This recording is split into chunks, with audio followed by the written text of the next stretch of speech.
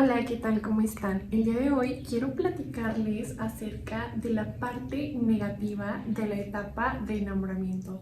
Yo sé que es una etapa que a muchas personas les gusta, que muchas personas lo han normalizado y quiero presentarles una parte que no siempre observamos o que no siempre se platica de esta etapa que puede ser considerada como algo negativo. Primeramente quiero especificar que con enamoramiento me refiero a esta primera etapa donde estamos conociendo a la persona o cuando son los primeros meses a lo mejor con nuestra pareja y están las emociones a flor de piel, que es más o menos una etapa, varía mucho por supuesto respecto a cada persona, a cada pareja, pero es una etapa de meses, aproximadamente 6 a 18 y bueno, hay casos en los que se alarga, hay casos en los que se acorta, eso es dependiendo del caso. Igual les voy a hablar de manera general. La primera parte que podremos considerar negativa es que el enamoramiento es una fantasía, es decir, no es la realidad, ya que todo lo que sentimos y pensamos acerca de la otra persona es en base a una idealización, es decir, no es tal cual la persona como tal cual es, sino es cómo nosotros estamos interpretando a esa persona. Y ahí es donde se encuentra la fantasía. Para entender esto, me gustaría que imagináramos un papel en blanco, como el que hay aquí atrás. Si tú desde un cañón proyectas imágenes aquí, se van a reflejar muy bien. ¿Por qué? Porque no hay nada en este papel, está en blanco. Así es esa persona cuando la acabamos de conocer, es como una pieza en blanco donde nosotros proyectamos nuestros ideales de esa persona o de la pareja que desearíamos tener. Y sí, puede que conozcas algunas partes de la persona, o sea, puede que a lo mejor aquí existan algunas partes o alguna información, pero aún puedes tú proyectar lo que tú esperas, es decir, tu fantasía sobre esa persona. Entre más vas conociendo a la persona, más vas llenando la parte en blanco. De tal manera que cuando pasan los años y puedes conocer realmente a la persona, imagínate que aquí ya no está en blanco, sino que está un collage. Entonces, aunque tú intentes reflejar algo desde tu cañón, no podrías ni siquiera verlo porque ya está aquí la imagen real de la persona. Entonces esa fantasía se acaba y empiezas a ver a la persona tal cual es. Entonces es súper importante que te des la oportunidad de conocer a fondo a esa persona para que realmente puedas ver claramente lo que esa persona es y no estés fantaseando con lo que tú crees que es. Esto pasa demasiado actualmente porque la mayoría de las relaciones está basada en las redes sociales y en las redes sociales vemos una imagen de la persona y a partir de ahí nosotros realizamos interpretaciones de lo que creemos que es esa persona o de su forma de ser, de su forma de actuar, de su forma de pensar, y eso realmente no es la persona, es lo que esa persona quiere proyectar y a partir de ahí tú das una interpretación de la otra persona.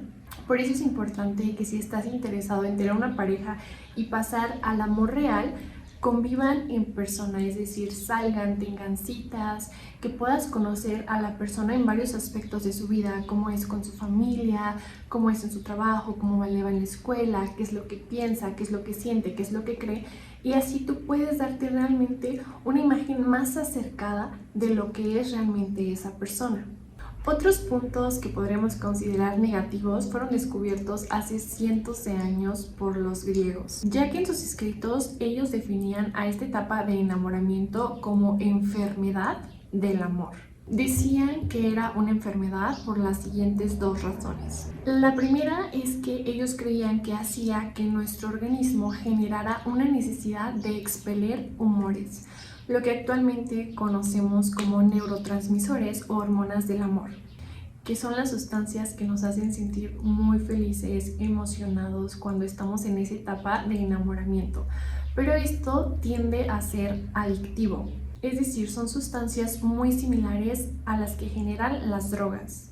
Y esto, por consecuencia, puede generar una adicción, es decir, dependencia hacia esa persona. Cuando dejas atrás la etapa de enamoramiento, poco a poco se van perdiendo todas esas sensaciones porque se transforma a un amor más tranquilo, que es el objetivo del amor en general, que sea una persona que te dé paz y tranquilidad. Esto es lo ideal para que sea una relación sana, es decir, que aun cuando esas sustancias se terminen, tú decidas estar con esta persona y que estés tranquilo, que las sustancias de felicidad las segregues tú mismo naturalmente sin necesidad de alguna sustancia o de alguna persona. La segunda razón por la cual los griegos consideraban al enamoramiento enfermedad es porque decían que sometía al alma. Es decir, que reprimía esta parte del alma que es racional y no tomaba buenas decisiones, de tal manera que si ese objeto o esa persona estaba siendo perjudicial para la persona o para sí mismo, la persona no iba a saber distinguir y tomar decisiones claras respecto a si debe quedarse con esa persona o si debe alejarse. Es por eso que cuando estamos en esa etapa tendemos a minimizar los defectos de la otra persona.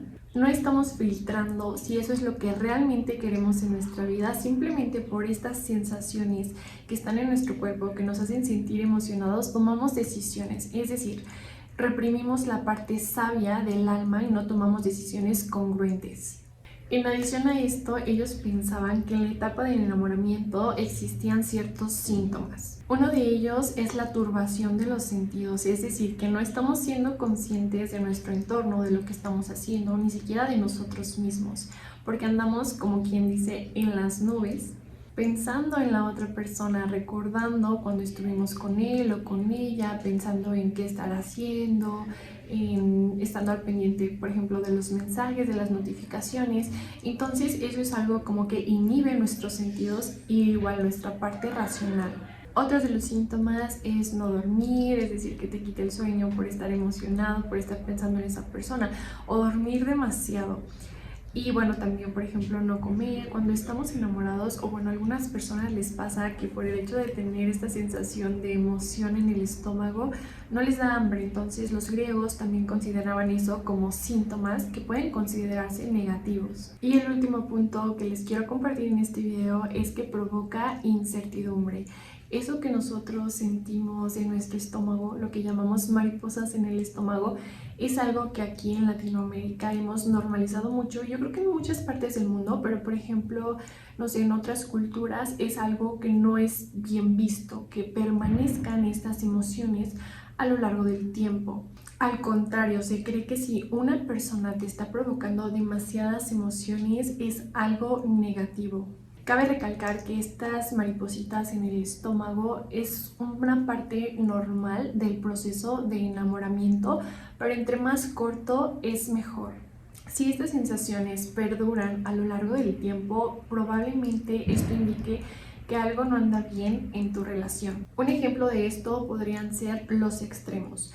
Aquí está el punto en el que estás tú conociendo a la persona, en el que todavía esa persona es impredecible para ti, que existe este deseo erótico o este deseo de conocer a la otra persona, de tener la necesidad de pasar tiempo con él. Está toda esta idealización desde un lado de la línea, por así decirlo.